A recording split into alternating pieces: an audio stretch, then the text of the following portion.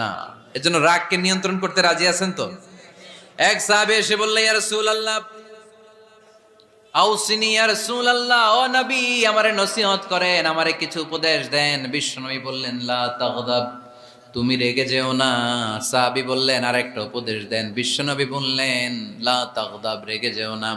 সাহাবী বললেন, ও নবী আরেকটা উপদেশ দেন। বিশ্বনবী তৃতীয়বারের জন্য বললেন, ও সাহাবী তুমি রেগে যেও না। লা তাগদাব, রেগে যেও না, কারণ রেগে গেলেন তো হেরে গেলেন।